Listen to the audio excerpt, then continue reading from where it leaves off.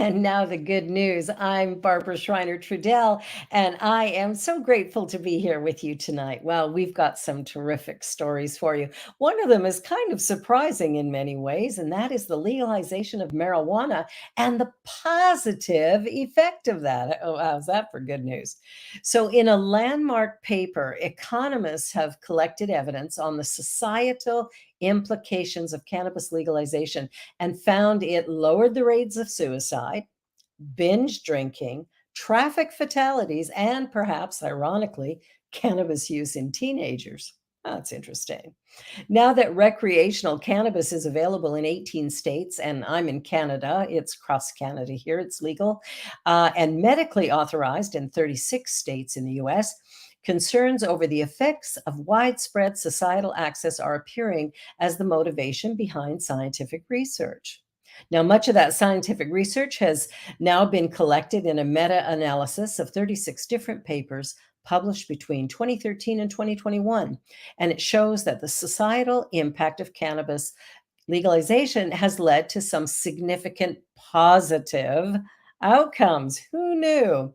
So one of the big things about the story was whether or not this was going to increase the usage in teenagers, but in fact, it has reduced it. And what they're suggesting is because it's legal, that has sort of taken the illegal component out, and therefore kids can't really go into these stores where you buy cannabis because they have to prove ID.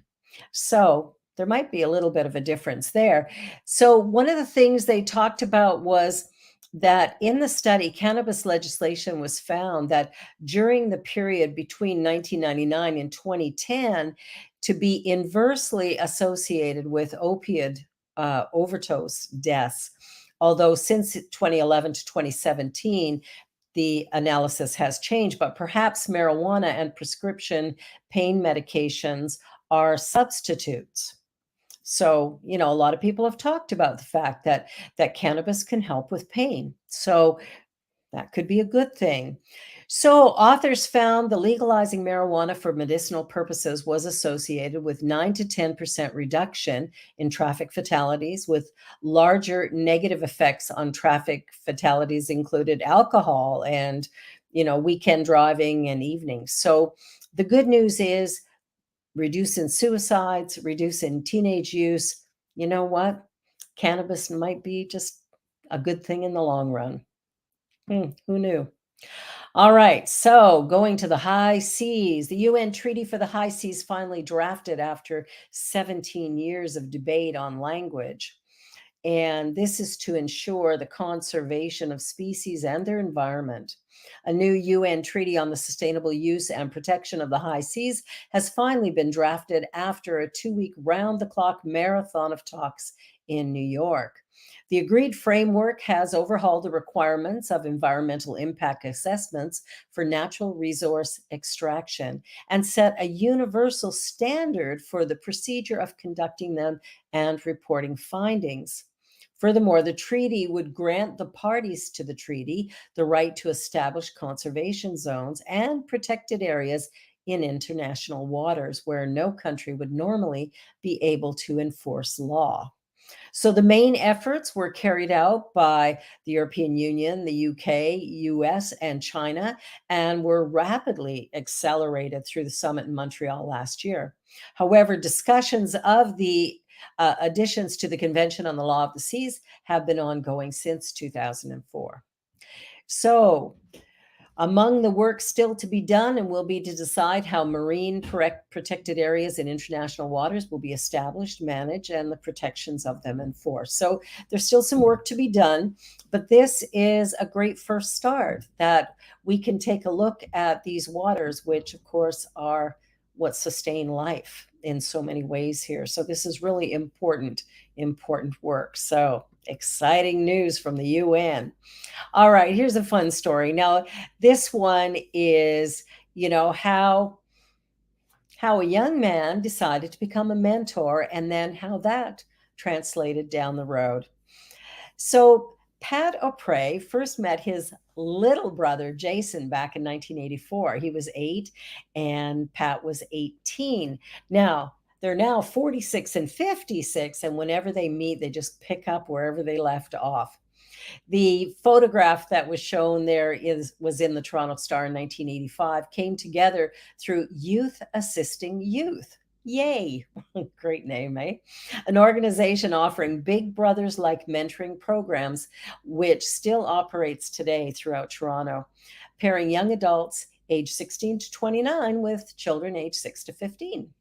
O'Prey learned about Ye from a booth set up in his high school, and because he had great parents and felt that he had something to offer, so he decided to step in. He and Jason spent a minimum of 3 hours a week together, and that was the commitment you had to make as a minimum. And from there, the two have become family. The two men consider each other family. I was at his wedding day, O'Prey says, and whenever I send him a birthday card, I sign it Big Bro Pat. Well, Prey has two children of his own and took his interest in youth mentorship and education to the next level with his career path. A teacher for the past 30 years, he's currently All Saints Catholic Secondary School in Whitby, Ontario, a little bit north of where I live. It is an exciting thing to watch as young people choose to mentor those just a bit younger than them. So we have good people in our world. All right. Now, here's a story that could have had devastating repercussions. 911 dispatcher walks a family through CPR to save a toddler's life. This is, the nightmare of parents, right? A 2-year-old girl was found face down in her family's pool Sunday afternoon and is recovering after relatives pulled her out and started CPR with the guidance of a 911 supervisor until the rescue crew could arrive. Now, the home in De Leon Springs in Florida, after a 911 call at about 4:48 p.m. on Sunday, a 2-year-old girl was found face down in an above-ground swimming pool while family members were watching other children.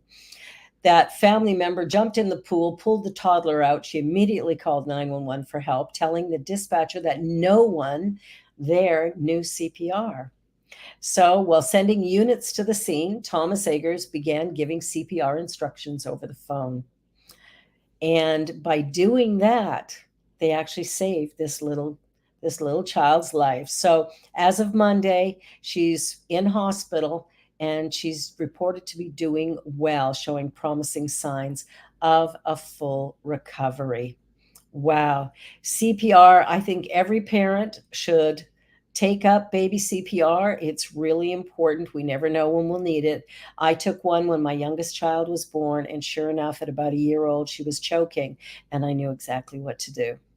It's a life saving skill, and you never know when you might need it. All right. So here is a little story out of British Columbia, Canada. And this was, people do great things when they're given the opportunity. A woman dying of organ failure in Nanaimo, BC, is still living in a motel tonight after she says her landlord evicted her for disruptive end of life care. Sharon Kowalczyk and her husband are now on the hunt for a new apartment after tens of thousands of dollars were raised for them when the story went public. So, she says it's simply amazing. People are great. This couple was evicted because she's sick and needed all kinds of care. Sharon Kowalczyk, who was recently declared palliative by her doctor due to multiple organ failure, only has a few months left to live. She and her husband, Jerry, said they had been living at the rental home, paying $1,050 a month for a room and shared kitchen and bathroom, when their landlord told them their frequent ambulance calls were becoming a nuisance. The couple moved into a hotel, but Kowalczyk was hoping for a more comfortable living situation before she passes away. A GoFundMe was set up for the couple, and it has raised $35,000. Well, go people. So the BC woman is able to get a proper home and a proper environment as she spends her last days. I think that's only reasonable. I can't imagine evicting somebody in those circumstances. That's me. All right. So some BC women are competing in a 15-day Moroccan rally across the Sahara Desert. Wow. I'm not sure I'd be up for that. 10 days of driving across the Sahara in the rally is not exactly the type of adventure a pair of BC women ever expected to sign up for. Myra and Jessa are part of the annual all women's rally, traveling for a week and a half through some very tricky terrain that presents all kinds of hazards in southern Morocco. The race, which ends March 18th, features 190 different crews from around the world and 14 of them from Canada. I didn't check to see how many from the US, but I'm sure there's a bunch. This rally has been supporting Moroccan villages in remote areas, building homes and schools with used water bottles and offering free medical care provided by the team of doctors and nurses set up for the rally. A Princeton all right, new story. A Princeton resident found a giant ant fossil. Yes, I did say ant. So this fossil comes from about 50 million years ago, and it's about a foot and a half long. No, half a foot long. My apologies, half a foot long. An ant that's half a foot long. Oh my goodness, I don't want to meet up with that one. It's called Titanic ant. Wow, who knew? So, ants, anybody? It's coming spring. Oh, and one final great fundraising story before we go to break. A BC broadcaster holding a fundraiser for the BC Children's Hospital in memory of a best friend. So, the hockey play by play broadcaster, Joey Pitt, is raising money for the Children's Hospital with the help of the BC Hockey League. He raised $6,200 so far and donated it to Hospitals Wigs for Kids organization. How sweet is that? And it just started with his best friend, who in the summer of 2019 had a tumor on his neck and was diagnosed with Hodgkin's lymphoma. And things got bad and things got worse. And when he started treatment, his friend joked with him, saying, "I'll donate my hair to him." And then he took a turn for the worse in June of 2022. But he had a chance to tell his friend about this fundraiser he wanted to do. And his friend said, "I'm very proud of you." How sweet is that? Here I am getting all emotional again. Man, oh man, I'll tell you. Need somebody telling the news who can keep it straight. All right.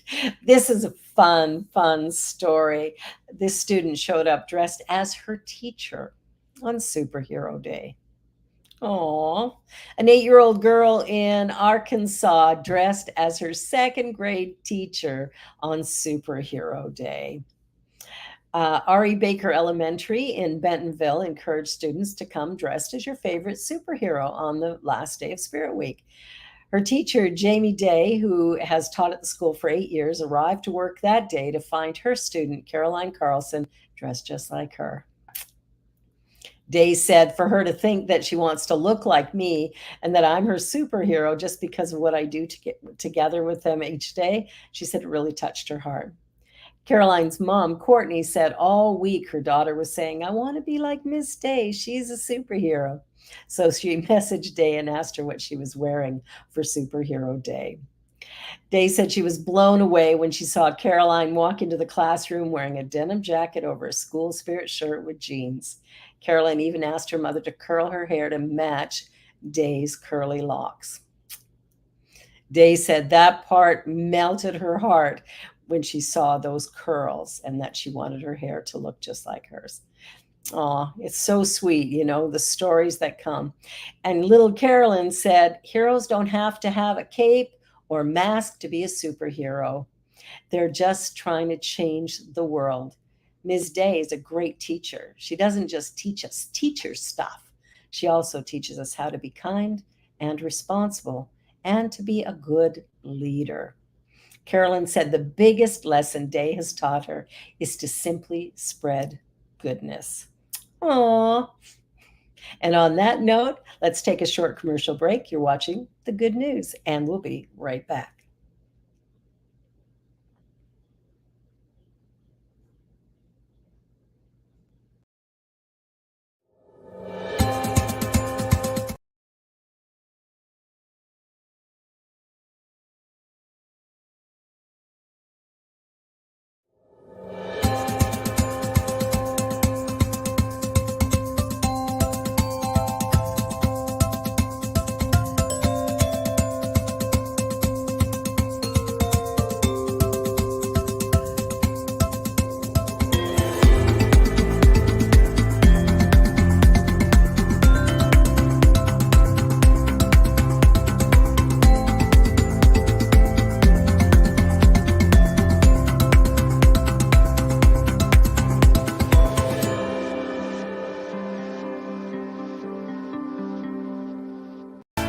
you change, when you change the way you look at things, the things you look at change. When you change the way you look at things, the things you look at change. When you change the way you look at things, the things you look at change. When you change the way you look at things, the things you look at change.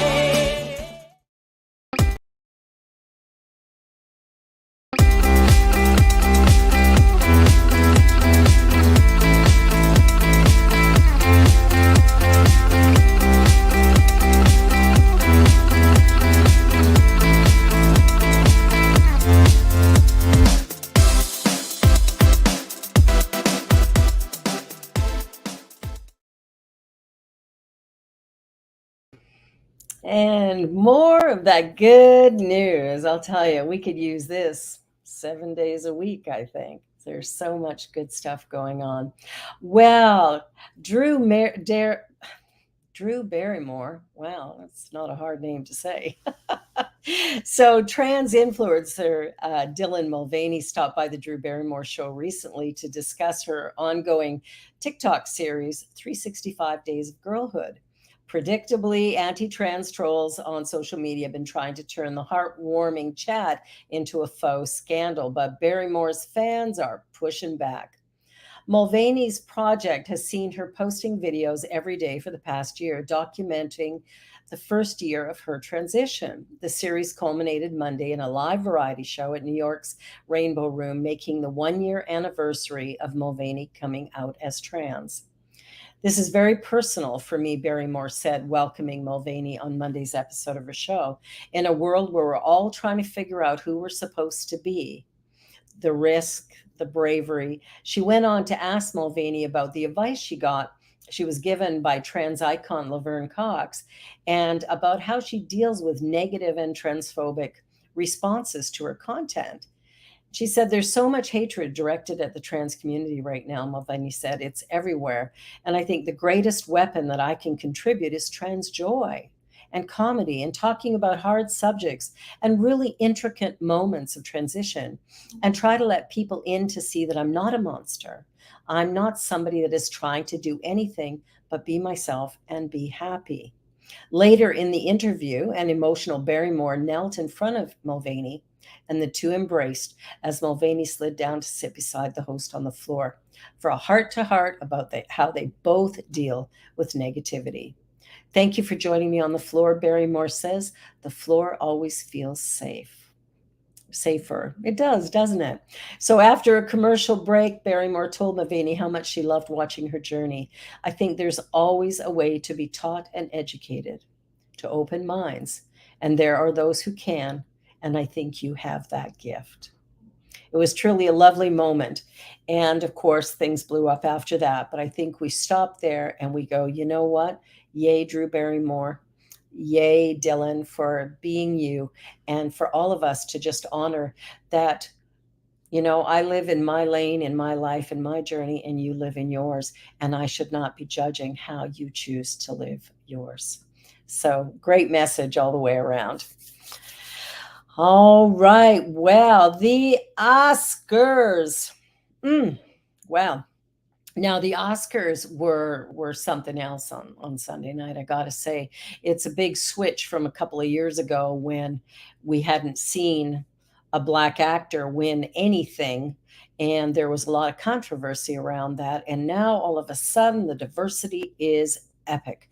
I was really, really pleased to see the energy and the diversity and just some of the really fun things that happened as a result of things changing. And the the movie Everything Everywhere All at Once, oh my goodness, Quan ran up onto the stage to hug Ford, and there's just this whole different energy. It felt different on Sunday night. And I think that's a step in the right direction. And I'm hoping that we will see more and more real people every year on the Oscars that will start to celebrate the diversity. I love that the Indian music won.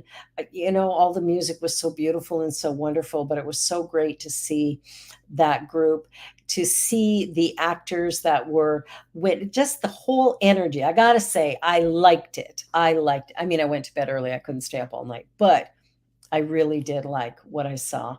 And I like that things are changing. Someone was signing. That gentleman who was deaf was signing. Sorry, I don't know actors' names. I'm terrible at that. But I love to see the signing, and I think that's something we need to see more of in a lot of our programming, is to ensure that that becomes part of it, not for one act, but for all. Anyway, that's me and my rant. All right. Oh my goodness. I liked the Oscars this year. It was good. Made me cry, but it was good.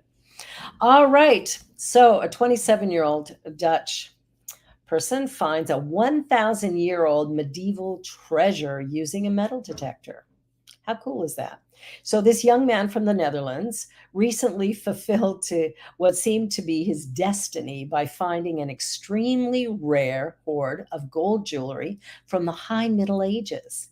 This avid medical metal washed it, can't do a thing with it.